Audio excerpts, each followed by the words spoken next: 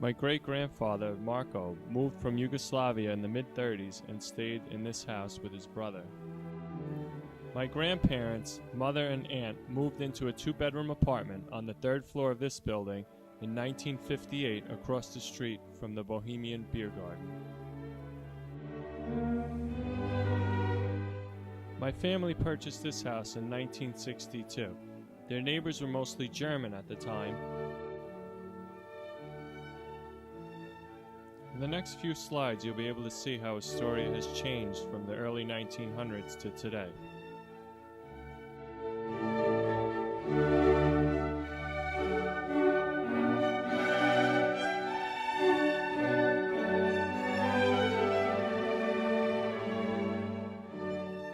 This is an early photograph of the construction of the Hellgate Bridge, originally called the New York Connecting Railroad Bridge. It was built to bring railroad traffic from New York City to New England. You can see how the rail line cuts across the neighborhood of Astoria. Here you can see the Hellgate Bridge from the Astoria Park Pool. Here you can see how Robert Moses split Astoria in half by the building of the Grand Central Parkway. The parkway connects Astoria to outer Long Island.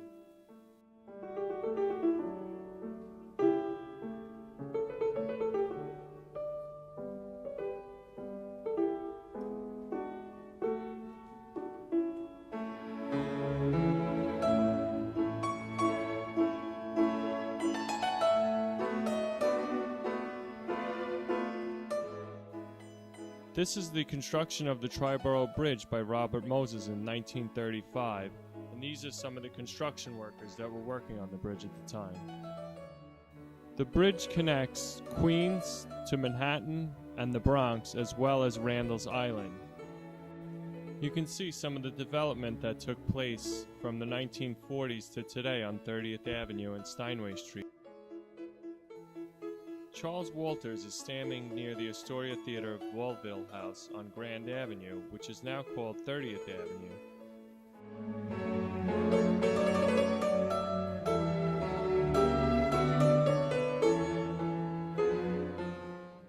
The corner of Steinway and Broadway has dramatically changed from a casino to a food shop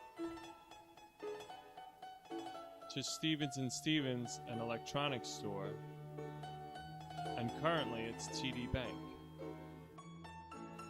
This is Steinway looking north from Broadway. This is how Steinway looks today.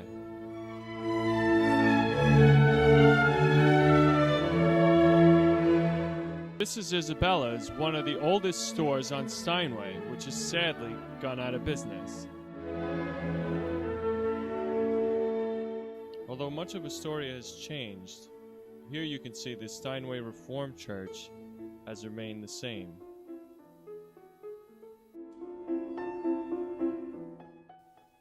Astoria used to have mainly a variety of Christian churches. Now Astoria has become more ethnically diverse.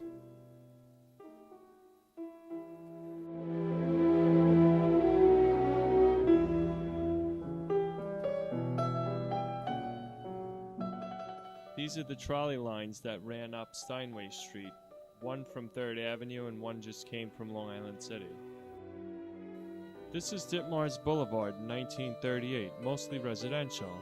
Now it's changed to mixed-use properties.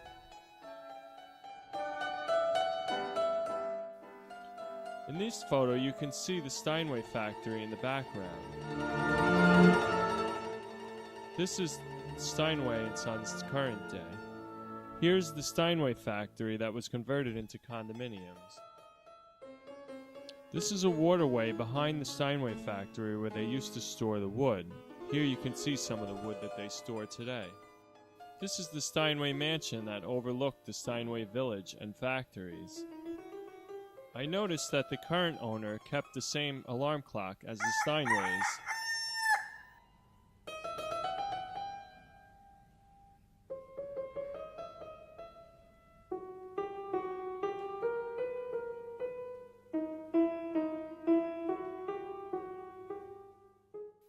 This is North Beach in 1897.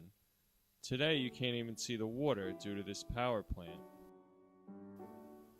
These ladies are taking a dip in the East River when it was clean. This is the site of the Astoria movie studios. Current day, it's the Kaufman Studios.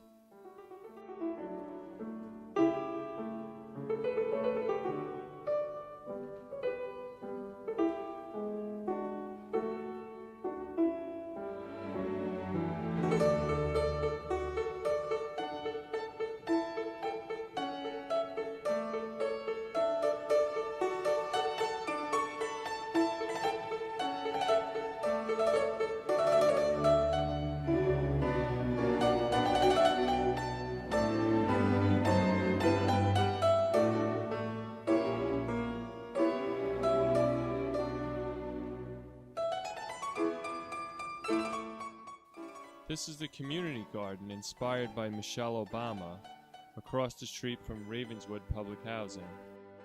There are many locations reserved for parks for people throughout Astoria.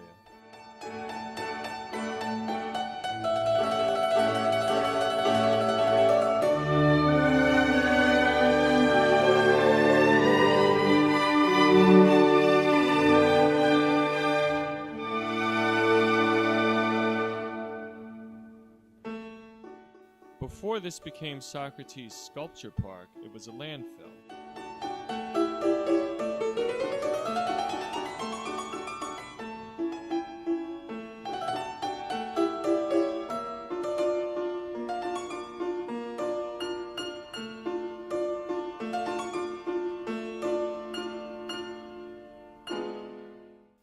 Here you can see the variety of homes throughout Astoria.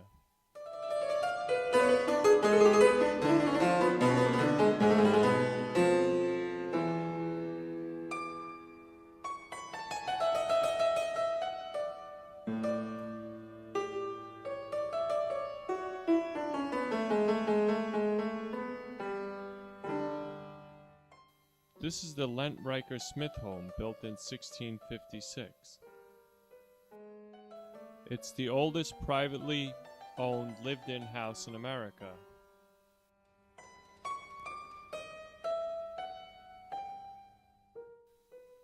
This concludes our historic and present-day tour of Astoria. Thank you for watching.